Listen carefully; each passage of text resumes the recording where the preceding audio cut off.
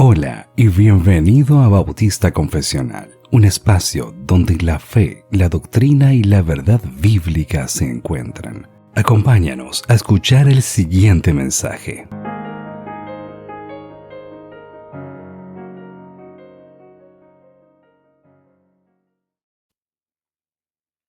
En el video anterior hablamos de estos primeros 3 versos dentro de su contexto para enseñar que estos 3 textos no hablan específicamente acerca del bautismo, solo en el nombre de Jesús, como lo dicen los pentecostales unicitarios. Hoy voy a tratar de hablar de más versos, empecemos con Hechos 4:12, pero tal vez nada más nos enfoquemos en este verso. Ya iremos viendo. Iniciamos con la lectura que es Hechos 4:12. Dice así: En ningún otro hay salvación, porque no hay otro nombre bajo el cielo dado a los hombres en el cual podamos ser salvos. Me gusta esta aplicación que estoy usando, se llama Bible by Olive Tree, el cual, o la cual, es una aplicación de escritorio, de celular, muy bonita. La verdad se me hace una aplicación muy útil para las enseñanzas, para la lectura personal. Lo único que tal vez no estoy muy contento es, su integración con el español. Por ejemplo, si aquí escribo acts, sobresalta el texto y entonces si le doy clic aquí, y esta es otra cosa que tal vez no me gusta mucho, si le doy clic aquí, me lleva al texto en la versión que lo estoy leyendo. Me hubiera encantado que lo hiciera con el español,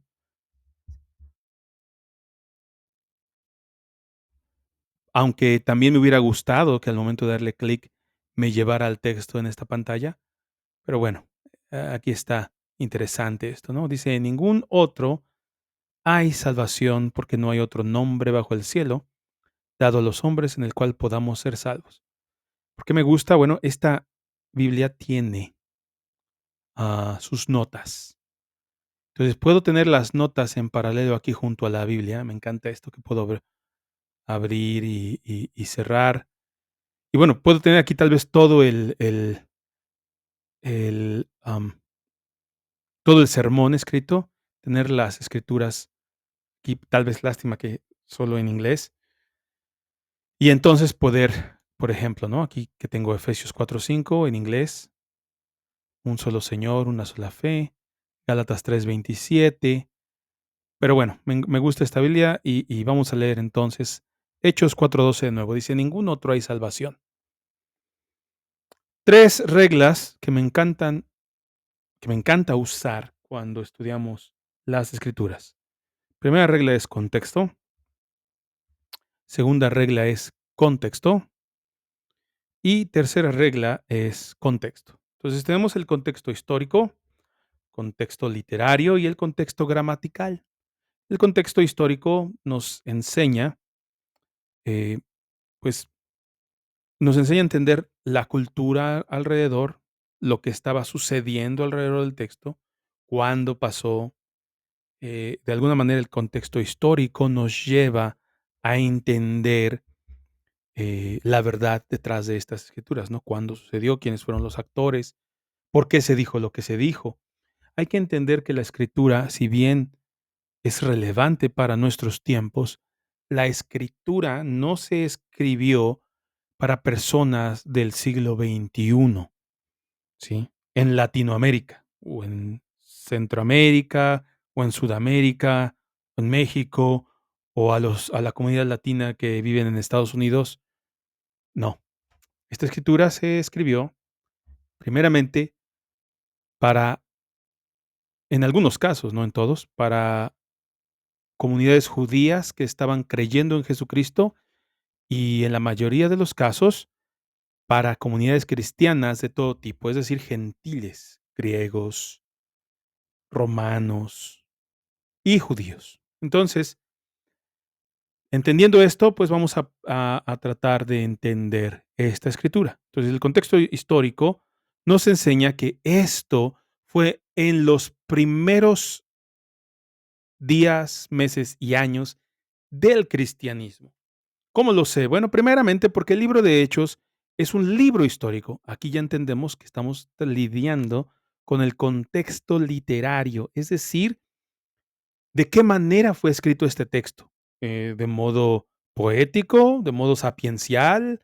¿Es una epístola? ¿Qué es? ¿No? Y este es el libro de Hechos, la carta de Hechos, es un libro que relata la historia. Ya desde entonces, desde aquí ya podríamos ir entendiendo que el libro de Hechos o del libro de Hechos no deberíamos de tratar de encontrar doctrinas bíblicas, sino más bien entender cómo fue que las primeras comunidades cristianas interactuaron con los problemas que estaban surgiendo, con las situaciones a las que se estaban enfrentando.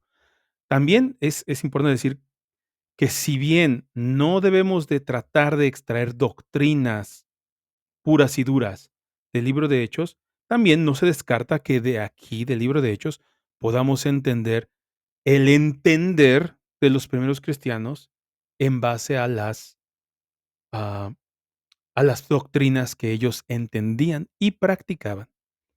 ¿Ok? Es decir, si nosotros vemos la escritura que nos narra la historia de cuando Pedro resucitó a una mujer llamada Dorcas, esto no nos indica que es una doctrina que nos enseña que cada vez que veamos a una mujer muerta, hay que resucitarla. Eso no es lo que nos está enseñando el texto, pero sí nos está enseñando cómo fue la vida de los primeros creyentes. ¿Ok? Bien. Dicho lo cual,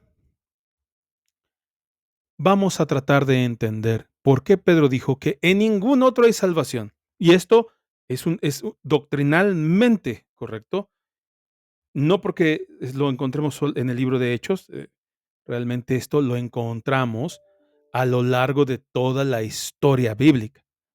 Por ejemplo, en la escritura se nos enseña que am, el que invoque el nombre del Señor ese será salvo. Y eso lo encontramos desde el Antiguo Testamento. Entonces dice, en ningún otro hay salvación. Solo en Dios hay salvación. Pero ahora nos indica, dice, porque no hay otro nombre bajo el cielo dado a los hombres en el cual podamos ser salvos. Esto es una realidad. Esto es algo que el Señor Jesucristo mismo enseñó y ahora los apóstoles están enseñando. ¿A qué nos recuerda esto? ¿A qué nos recuerda esto? Esto nos recuerda a otra escritura que vamos a leer inmediatamente. Y creo que se encuentra en el libro de Lucas. Un segundo. Esto creo que lo encontramos en el libro de Lucas capítulo 21. Y dice, Marcos 13:11. Estaba yo buscándolo en Lucas, pero no, es Marcos 13:11. Veamos aquí. Vamos a leer desde el 10. Dice, pero primero el evangelio debe ser predicado a todas las naciones. Cuando los lleven y los entreguen, no se preocupen. Mira, vamos entonces a leer un poquito más atrás. Dice el versículo 9, Marcos 13:9. Pero ustedes estén alerta porque los entregarán a los tribunales y serán azotados en las sinagogas y comparecerán delante de gobernadores y reyes por mi causa. Pero primero el evangelio debe ser predicado a todas las naciones. Cuando los lleven y los entreguen, no se preocupen de antemano por lo que van a decir, sino que lo que se les sea dado en aquella hora, eso hablen, porque no son ustedes los que hablan, sino el Espíritu Santo. Bien. Tenemos esta profecía de parte de nuestro Señor Jesucristo que está en Marcos 13. Vamos a leer el contexto de esta escritura, lo cual lo encontramos. Vean ustedes, entonces Pedro y el Espíritu Santo, vamos a leerlo desde el versículo 4. Versículo 1, mejor dicho, perdón. El título dice Arresto de Pedro y Juan y dice, mientras Pedro y Juan hablaban al pueblo, ¿qué estaban hablando al pueblo?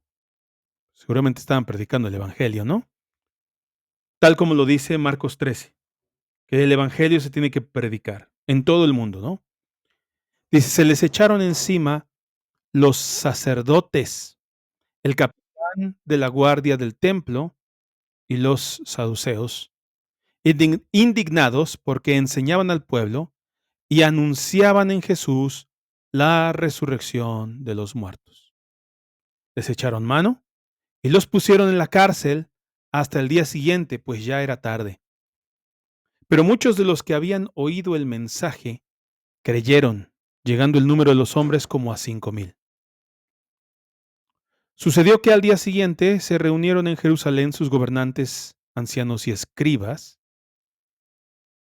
Estaban allí el sumo sacerdote Anás y Caifás, Juan y Alejandro, y todos los que eran del linaje de los sumos sacerdotes. Poniendo a Pedro y a Juan en medio de ellos, se les interrogaba, ¿con qué poder o en qué nombre han hecho esto? ¡Wow! Increíble. ¿En qué nombre han hecho esto? Bien, entonces estamos leyendo aquí la escritura. Estamos leyendo aquí la escritura y lo primero que entendemos es que en Marcos 13, versos 9 al, al 11, Jesús está dando una profecía de lo que estará por acontecer desde los primeros días del cristianismo hasta nuestras fechas. Es una profecía del Señor Jesús. Ahora, en el libro de Hechos, lo que estamos viendo es que esta profecía se empieza a cumplir. Entonces, lo primero que tenemos que entender es que lo que Jesús profetizó se está cumpliendo. Entonces, el libro de Hechos es el cumplimiento de las profecías de nuestro Señor Jesucristo. Y por lo tanto, estamos viendo que si Jesús dijo una profecía se cumplió, entonces Jesús es un verdadero profeta. Se está reivindicando, el Señor está reivindicando las profecías por medio de las profecías de nuestro Señor Jesucristo y su cumplimiento, que Él es la verdad.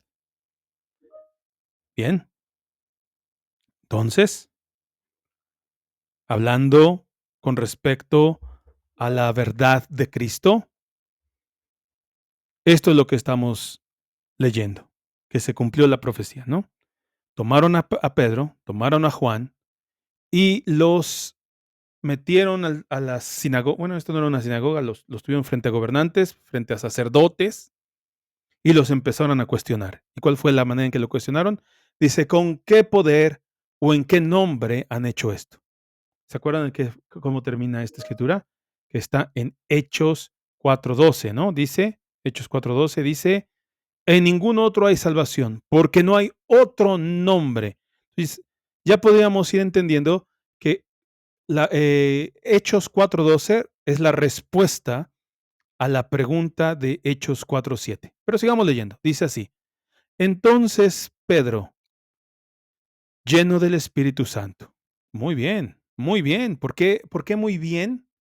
Porque aquí se está cumpliendo otra vez la profecía de nuestro Señor Jesucristo que dice, porque no son ustedes los que hablan, sino el Espíritu Santo. Entonces Pedro, lleno del Espíritu Santo, habló y dijo, gobernantes, aquí se está cumpliendo las profecías de Jesús de Marcos 13, otra vez, ¿no? Dice, los entregarán a los tribunales y serán azotados en las sinagogas y comparecerán delante de gobernadores y reyes por mi causa. Muy bien. Entonces se está cumpliendo la profecía, ¿no?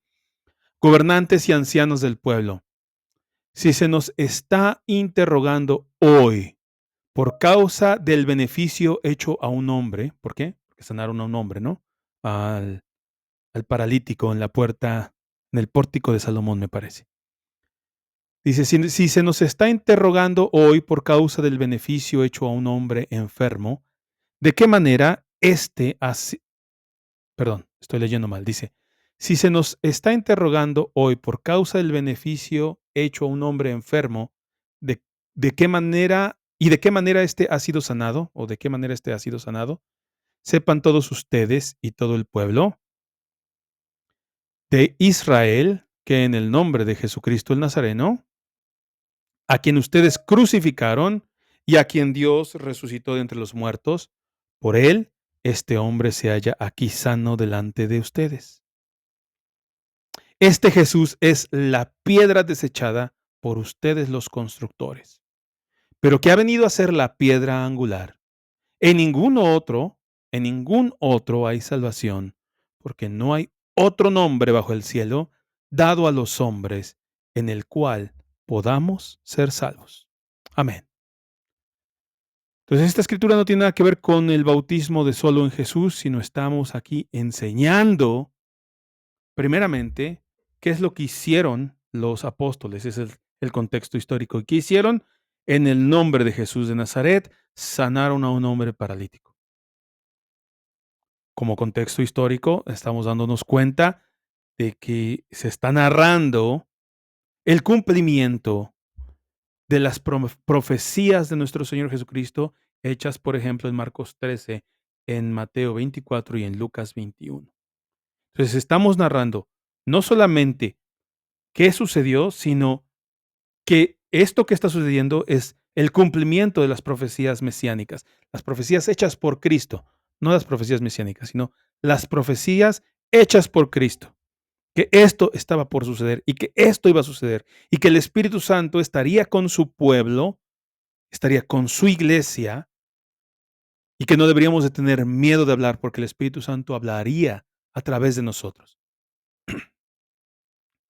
Eso sería el segundo tema que estamos aquí abordando. Y el tercer tema, ¿quién es Jesús? ¿Por qué? Porque hay una pregunta que hicieron los gobernantes y que dice, ¿con qué poder o en qué nombre? Esto de con qué poder también podría ser usado como autoridad. ¿Con qué autoridad o en qué nombre han hecho esto? Y era muy importante para los judíos entender esto, ¿no? O sea, que lo hicieron en nombre de algún demonio, lo hicieron en nombre de Dios, ¿en nombre de quién lo hicieron? Y aquí los discípulos, Pedro y Juan, dicen, lo hemos hecho en el nombre de Jesús de Nazaret. ¿Por qué? Porque Él es la piedra angular desechada por los constructores. Aquí tenemos una referencia bíblica, y esto lo encontramos en el Salmo 118, 22, que dice, la piedra que desecharon los edificadores ha venido a ser la piedra principal del ángulo. Entonces Pedro está citando el Antiguo Testamento para demostrar que ese Jesús es el desechado por los constructores. Y en Él, solo en Él hay salvación. Aquí tenemos Mateo 1:21, que dice así. Y esto miren, la promesa del arcángel Gabriel, dicha por el arcángel Gabriel. Y dará a luz un hijo, y le pondrás por nombre Jesús, porque él salvará a su pueblo de sus pecados. Amén. Y también tenemos aquí a Hechos 10:43 que dice, de él dan testimonio todos los profetas de que por su nombre todo el que cree en él recibe el perdón de los pecados. Amén. Eso está excelente. Entonces, ¿qué está explicando aquí Pedro? No está explicando el bautismo en el nombre solo de Jesús, sino está explicando quién es Jesús. Y bajo esa autoridad es que se hicieron los milagros, porque Jesús es Dios. Tal cual. No hay más. Entonces, Hechos 4:12 tiene que ver única y exclusivamente con la autoridad de Jesús, quien es Dios.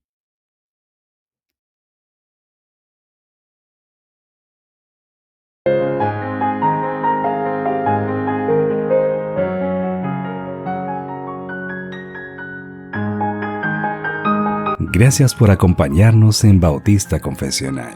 Esperamos que este contenido haya sido de bendición para tu vida. Recuerda suscribirte a nuestro canal de YouTube, Bautista Confesional, Para más información de nuestro contenido, visita nuestro sitio web www.bautistaconfesional.com.mx.